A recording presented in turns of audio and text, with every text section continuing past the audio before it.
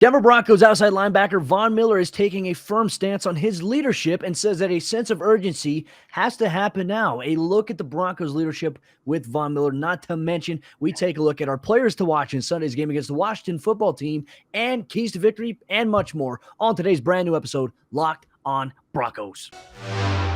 You are Locked on Broncos, your daily Denver Broncos podcast. Part of the Locked on Podcast Network. Your team every day.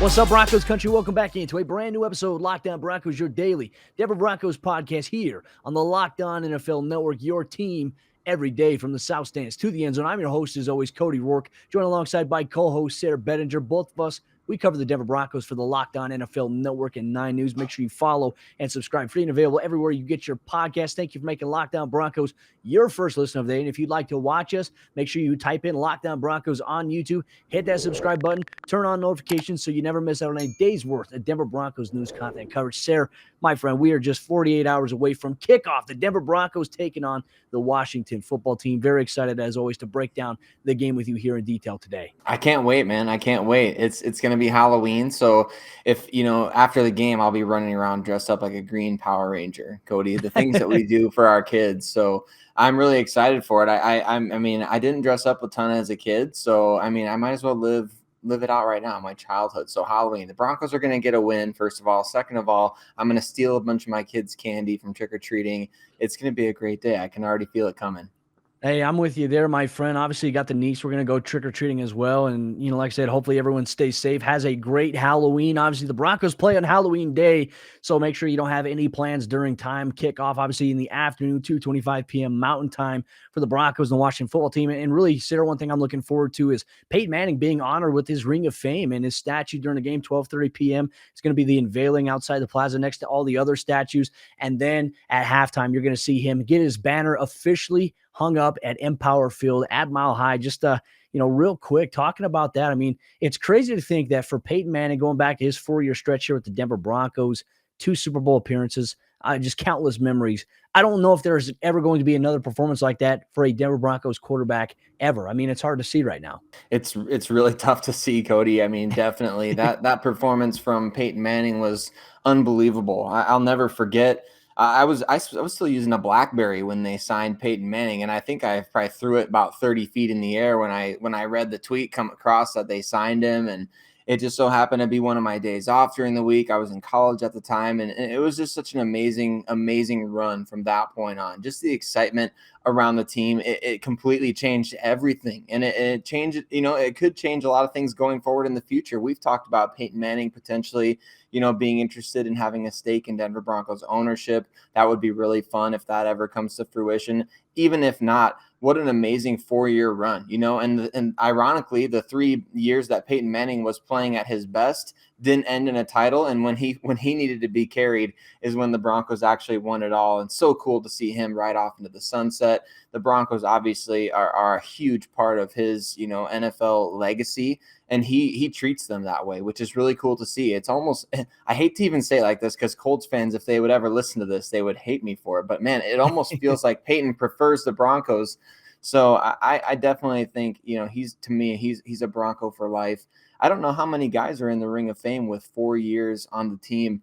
I've never researched that before, Cody, but that would be interesting to know how many guys have had only 4 years as a member of the Denver Broncos that made it to the Ring of Fame. But certainly, if anyone's deserving, Peyton Manning put together a career's worth in 4 seasons in Denver.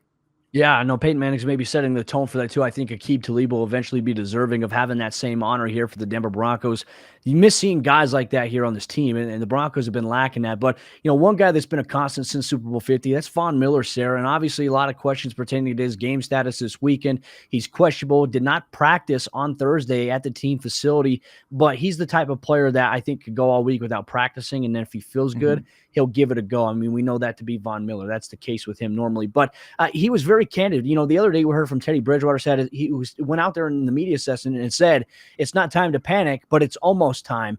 Von Miller's like, no, we're there now. It's time. Like it's time that we have a sense of urgency about things. He says, those guys have different leadership styles, and that's fine. He's like, but the panic had to set in the Baltimore game. That was when it should have set in. And so loving that what we're hearing from Von Miller, Justin Simmons this week, that they're talking with players, they're meeting with coaches, and they're trying to figure out how to get this thing turned around, because this is not Broncos football that we've seen the last 4 weeks, Sayre. It simply has not been. And for a guy like Von Miller, shouldering the load of that leadership responsibility, you love to see that with Kareem Jackson, and Justin. That's a great trio right there. If I'm going to be a young guy in that locker room, and if I have to listen to any players talk, those are going to be the three players I tend to actually listen to. And when they're talking, I'm not going to say anything. I'm going to soak up everything they have to say. 100%. And especially with Von, because we all know where he's been and what he's done, what he's accomplished.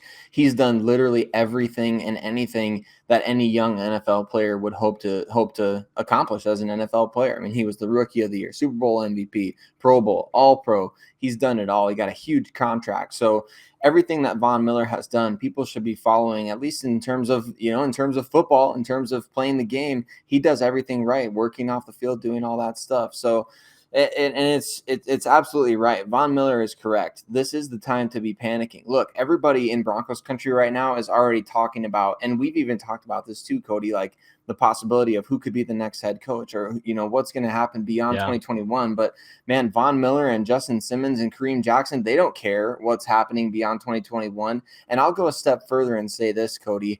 I don't think that even if the Broncos make the playoffs, if they somehow find a way to make the playoffs this year, I don't think that prevents them from making a coaching change after this year. People act like, well, if you make the playoffs, you got to keep the coaching staff in place. I don't think that's the case. I think that George Payton could make his own decision based on everything that happens, everything that goes down during the season. And you can bet these players don't care about any of that stuff that's happening next year. They don't care about building the Broncos beyond this season. They want to win now. So the fan base, we got to kind of rally around that.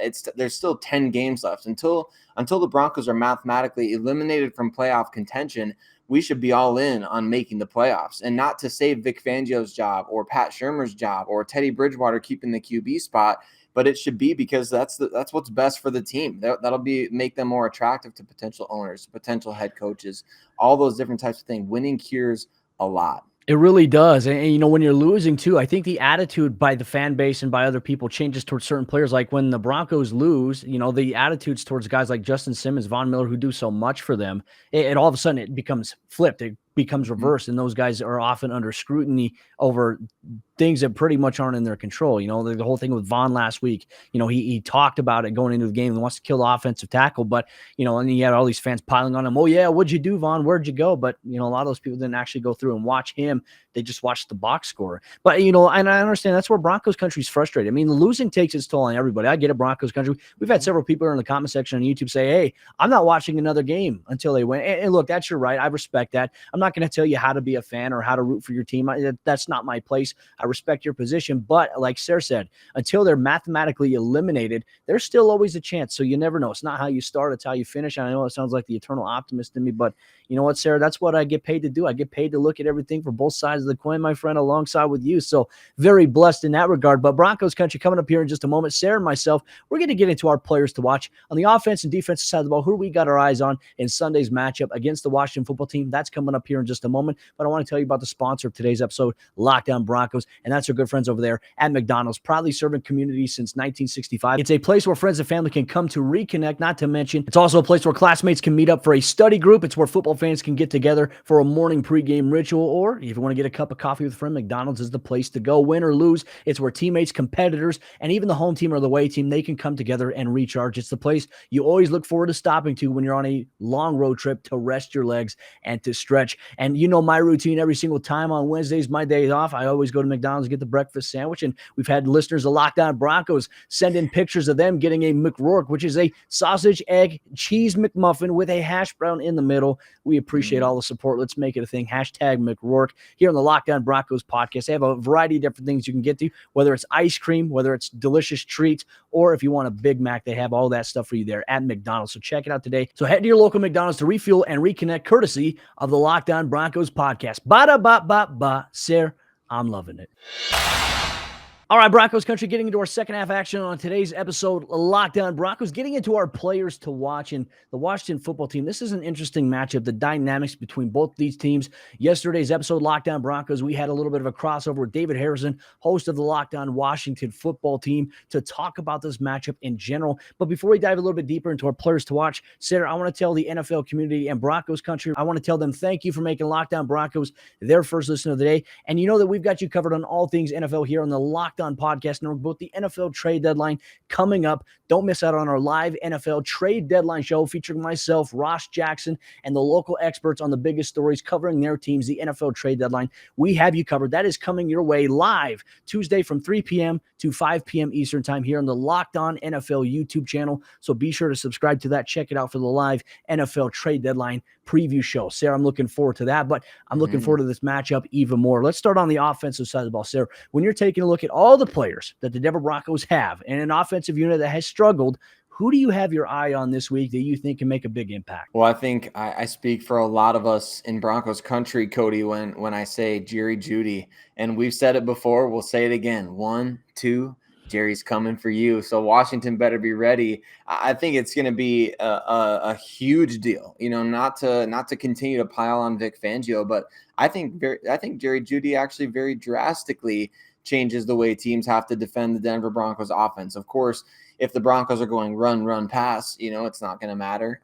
But at the same time, I do think that Jerry Jeudy makes a huge difference. And I can't believe I'm having to say that. But, man, Jerry Jeudy is one of the best route runners in the NFL. He's got tremendous speed in the open field. He's very elusive, very quick, very shifty, able to make guys miss. He can do so many different things. And we've seen from the preseason and training camp and his first regular season game, he really cleaned up that issue with drops that he had as a rookie. So he's becoming a star. And I think that it's easy to forget that because he missed a few games here. So to me, Jerry Jeudy is a huge piece and a huge key to this game, a player to watch, no doubt. I think he's going to get a high volume of targets, Cody, given the Broncos gave him that extra week rest. Well, he met with the media on Thursday, and he had said some things that, I'm cutting normally, right? So normally for Jerry Jeudy, that's good because that was a question that I had is when he comes back, we know he relies so much on his ability to create separation. I mean, his release off the line of scrimmage, his ability to create separation, stepping inside, outside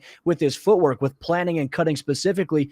I was worried about how can that hold up? What is the strength of his ankle? What's the strength of the ligaments surrounding it that allow him to plant his foot in the turf and go and create that? So that's a big key there. I like that, obviously, for Jerry Jeudy. And as you mentioned, too, they're going against I believe it's a 32nd pass defense in the NFL, Sayre, this week against the Washington football team, who had one of the best passing defenses last year in the NFL. I believe it was the number 1 passing defense there. Yeah. So they went from number 1 all the way to number 32 in just the span of the year. Maybe that was because of Ronald Darby. He's now a Denver Bronco, but this is also a big game for him because it's him against his former team. So I want to spotlight him a little bit, but my offensive player to watch, Sayre, you went with Jerry Jeudy. I'm going to go with Courtland Sutton. And Von Miller in his press conference on Thursday said, nobody can cover Jerry Jeudy or Courtland Sutton one-on-one. So I think that with Jerry Judy's return, and not to mention, you have to also respect Tim Patrick. Don't disrespect Tim Patrick by not thinking that you can't throw to him. And I think that's what a lot of NFL teams do. They overlook that they have Tim Patrick, Courtland Sutton, Jerry Jeudy, and, hopefully Noah Fant can be used differently. I'd love to see Noah Fant utilized outside more. Remember Kansas City last year, outside, left side, one-on-one throw against smaller corner, 37-yard pass and catch. We have yet to see that once this year. And I think it's super frustrating to watch Noah Fant be underutilized in this offense when 2 years ago he was a yards after the catch guy. He was a vertical seam threat. Don't get me on my soapbox here, ladies and gentlemen, but Courtland Sutton, and the reason I say that, look, this season he's off to a tremendous start. He is on pace to break his last season's numbers in 2019, where he had over 1,000 yards receiving. He's currently at 38 receptions, and he's already at 539 yards receiving and 2 touchdowns. In the last 2 games, he's each had a little bit of an impact with some deep balls downfield, and not to mention a one-handed catch. He's also been called a couple times for offensive PI, and I just don't think that's very valid for a guy like Courtland. I go back and I watch those replays there, and he is hand battling because you got DBs that are trying to mug you, and all of a sudden he can't protect himself. Like, he can't do anything to get the DB from getting his arm up here, because a lot of times they're getting that arm right on his chest plate here, running right where his breast is, and they're trying to pull him down. So he's climbing, he's clubbing. That's why they work on that drill all the time, and they're calling OPI. I'm not a big fan of that. It drives me up a wall, Sayre. I think Courtland's going to have a big-time impact on this game. We'll see. I mean, I think in terms of the offense, there's not a lot of confidence right now by Broncos fans, and rightfully so. The offensive product has not given anybody any reason to be optimistic, but Let's see. The injection of Jeudy in the offense, let's hope it opens things up for the entire offensive unit. But obviously, Teddy Bridgewater's going to have to play better. Pat Shermer's going to have to do a lot better as a play caller, and a lot's going to ride on that. But I still expect these two guys to have a very, very big-time impact in Sunday's game. Now, Sayre, let's go to the defensive side of the ball. Who is your defensive player that you have your eye on this week for the Denver Broncos? Well, I got my eye on the new guy. And if Kenny Young is going to come in and be a starter this week for the Denver Broncos, as has been kind of reported, then I think you got to really pay attention to him. Just watching a few of his games, a few highlights here and there, different things. It looks like this is an aggressive player who likes to attack the line of scrimmage, who likes to make tackles behind the line of scrimmage. Of course, he led the Rams in that category this year. I think there's some potential there for him to make a game-changing play, Cody. And you and I were kind of talking before the show off the air about maybe some bold predictions going along with some of these key players to watch in this game. I know you have a bold prediction coming up here for your key defensive players, so I'm going to start off with mine. I think that Kenny Young, with his aggressive style of play, kind of that heat-seeking missile style of play out there, I think we're going to see him have some part in a turnover. A fumble is my prediction. A fumble that results in 6 points going the other way for the Denver Broncos. So whether he's the one that recovers it, the scoop and score, or whether he's the one that punches it out, I think he's going to bring an energy to that second level of defense for the Broncos this week. Well, he's mad too because you think about it, he was on a team that's a Super Bowl contender, and all of a sudden he gets traded for financial reasons to the Denver Broncos, a team that, is on the downward spiral right now versus where he was at. So, he's treating it like a pro, and you have to go out there and you have to be like, you know what, this is what it is. It's the business side of the NFL. I got to go out there and play. I'm excited to see what he can do, and hopefully that's the case. Look, if the Broncos can score a touchdown on the defensive side of the ball this week, Sayre, they're going to be in good hands. Anytime you have a defensive score, your opportunity to win increases by 75%, which bodes well for that. But that kind of leads to my next guy here. Patrick Surtain II is going to be my player to watch this week here for the Broncos defense, and I felt like in the last several weeks, he's put together a very, very good showing against the Steelers, against the Raiders, and against the Browns. I was very impressed by what I've seen from him. His coverage looks so fluid, and I would like to see Vic Fangio utilize him a little bit more in press man-to-man, where it looks like he's having a lot of fun, and his squeeze technique and his ability to get in phase is fantastic. And I tell you what, Sarah, it drives me nuts to see him playing off coverage so many times when he knows that for him, like, he's still making plays in off coverage, but man, if you can just utilize him to be physical with the wide receiver with his coverage ability, you limit a quarterback's option for at least 2 to 3 seconds. That helps out with your pass rush so much. Remember 2015, the Broncos with Aqib Talib, Bradley Roby, Chris Harris Jr. How many times did we see them in press man coverage? So many times. And it led to the defense having more success as a unit. So you can run press man-to-man with Ronald Darby and Patrick Surtain. I think this is going to be a big week. Obviously, they're a little bit impacted in the injury side of things for Washington. Terry McLaurin's going to be there, obviously, but no Curtis Samuel, maybe no Diami Brown. So you have to take advantage of that, and there's going to be a key matchup there. So Patrick Surtain, I'm going to say my bold prediction for him, I do think he's going to get a pick six this week or an interception. One or the two. It's going to be a pick or it's going to be a pick six, but I think he's going to have a takeaway this week. His play, his level of ability to make those type of plays happen, it's coming. And I tell you what, he's been so close the last couple of weeks of having a big-time play. I'm going Patrick Surtain II in this one. And Broncos Country, let us know in the comment section down below on YouTube or on Twitter at Lockdown Broncos, at Cody Roark NFL, at Sayre Bedinger, who your players are that you have your eye on in the offense and defensive side of the ball. But coming up here in just a moment, we're getting into a conversation about keys to the game, what the Broncos have to do on both offense and defense in order to win against the Washington football team. We'll get to that coming up here in just a moment. But before we do that, let me tell you about the sponsor of today's episode of the show. It's our good friends over there at Built Bar, the best tasting protein bar that is out there on the market today. They have 9 amazing, delicious flavors, including the occasional limited time flavor that you could check out at built.com. Be sure to check it out today. There's a flavor for everybody in your family. So get yourself, get your family a box of Built Bar delivered directly to your doorstep. The thing I like about Built Bar the most, they're a protein bar, but they don't taste like a protein bar. They taste like a legitimate candy bar because the bars, they're covered in 100% chocolate. They are soft and they're easy to chew and they taste fantastic. Not to mention they're healthy for you. 17 grams of protein, 130 calories, and only 4 grams of sugar. That is tremendous value if you are a health guy like myself and Sayre Bedinger. The perfect combination of healthy and dessert at built.com. And when you go to checkout, make sure you use promo code LOCK15. That's going to get you 15% off your next order at built.com. Once again, promo code LOCK15 gets you 15% off your next order at built.com. As we jump into the fourth quarter action of today's episode, Lockdown Broncos, I just want to say mile high salute to everybody in Broncos Country. Thank you so much for making Lockdown Broncos your first listen of the day every single day. Sayre, Bedinger, myself, we have you covered. It means the world to us that you tune in to listen to us talk Broncos football and engage with you in the comment section or on social media. It means the world to us as long as you keep it civil, keep it respectful, and we're always going to have a great time. But Sayre, my friend, hey, one of my favorite things to get to, because these are the things that the team must do if they want to have a chance to win. These are our keys to victory. Offensively, starting things out, in order for the Broncos to win against the Washington football team on Sunday, what does the offense have to do in order to achieve that? Well, I think, Cody, for me, it has to do with our key players on offense in this game. Courtland Sutton, Jeudy, I think they'll be a huge part of this, but you're really utilizing the pass to set up the run. I think the Broncos have to be aggressive. They have to be aggressive in the passing game. Like you mentioned, this is the 32nd ranked pass defense in the NFL, the Washington football team. So they've allowed the most yardage in the NFL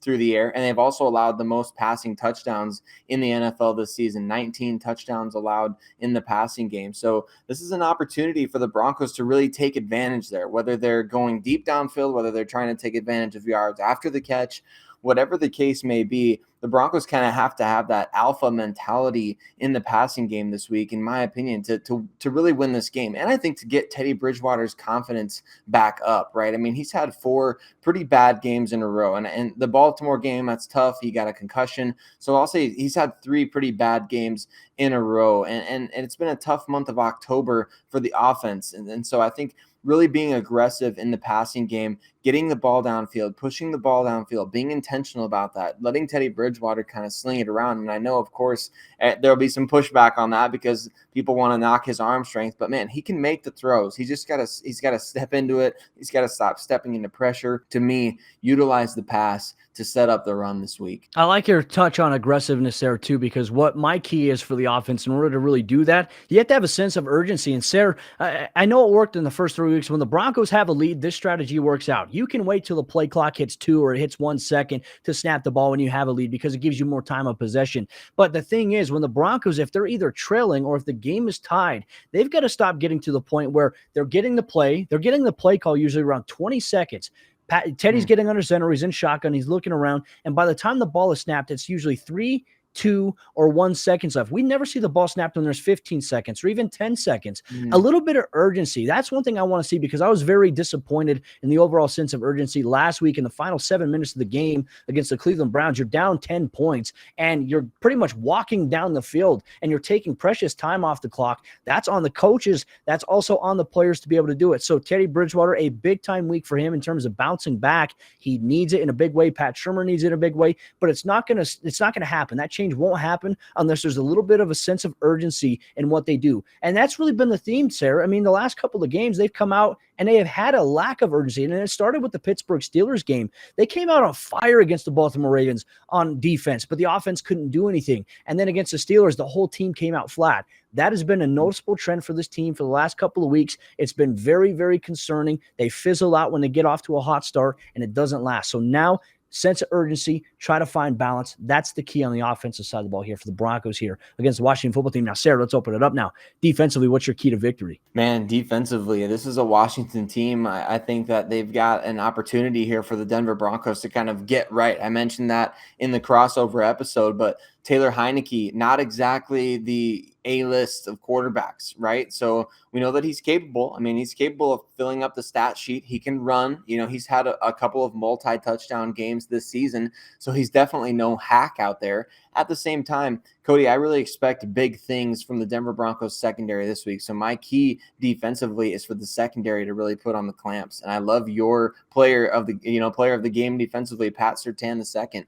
He's got to have a big game. Ronald Darby facing his former team. He's got to have a big game. Bryce Callahan, Justin Simmons, Kareem Jackson. On paper, everything is there for the Denver Broncos to be absolutely dominant in the secondary. So you got to force this game into Taylor Heinicke's hands, and you got to keep him pretty well contained in terms of his scrambling abilities and make him force the ball downfield. We had that crossover episode with David Harrison. He talked about the fact that Heinicke likes to throw the ball downfield, and he will overthrow it on a number of occasions. I guarantee you, we know Justin Simmons knows tendencies, right? We saw the Dolphins in the Ryan Fitzpatrick deal, which ironically Ryan Fitzpatrick won't play in this game. Yeah. We saw him read Ryan Fitzpatrick at the end of that Dolphins game to make that game-winning interception. We know that he understands tendencies of quarterbacks. So take advantage of those tendencies of Taylor Heinicke. Force him to throw the ball downfield and make some interceptions. I mean, this has got to be a defensive dominated game. The Broncos, they do need to be aggressive offensively. I think they do need to air it out. But at the same time, if the defense is making a ton of plays in the secondary, that will allow Javonte Williams and Melvin Gordon to get a hefty amount of carries. So I think that this is a game where the secondary really needs to put on the clamps. I'm with you there. And for me, defensively, in order to have the secondary have success, you got to be able to stop the run. And my key is going to be gap integrity, which, look, you can't have a pass rush if you're trying to get pressure on a quarterback if you can't stop the run. And that's exactly what Cleveland did. Denver would try to pass rush and they'd just run dry because guess what? The Broncos weren't stopping the run game. And now I'm a little anxious too. I'm not going to lie, Sayre, coming into this game, I'm a little anxious. I know Terry McLaurin's a big play guy. It doesn't matter who's covering him. He's going to make some big plays, and you have to hope to limit the totality and the volatility of maybe what he can do there. But for me, I'm worried about Antonio Gibson and J.D. McKissic. Antonio Gibson is also a threat at any point as a rusher, not to mention as a receiver. But J.D. McKissic is a little bit of a blur as well, and they like to get him out in the flats. And the Broncos have struggled here. So I imagine we're going to see some aggressive screen plays here by that Washington football team offense. I hope Denver is well suited, and it really starts with gap integrity for your defensive ends, your defensive tackle. Who's going to step up and fill that role where Mike Purcell was at? You're going to have to rely on Deshaun Williams. You're going to have to rely on Shamar Stephen. You're going to have to rely on maybe even Stephen Weatherly, but he's going to play a little bit of that linebacker role. Malik Reed has been banged up with a hip injury, so who's going to play the opposite outside linebacker? What if Malik Reed or Von Miller can't go this week? There's so many questions that could potentially impact the narrative of this game going into Sunday's matchup, Sayre.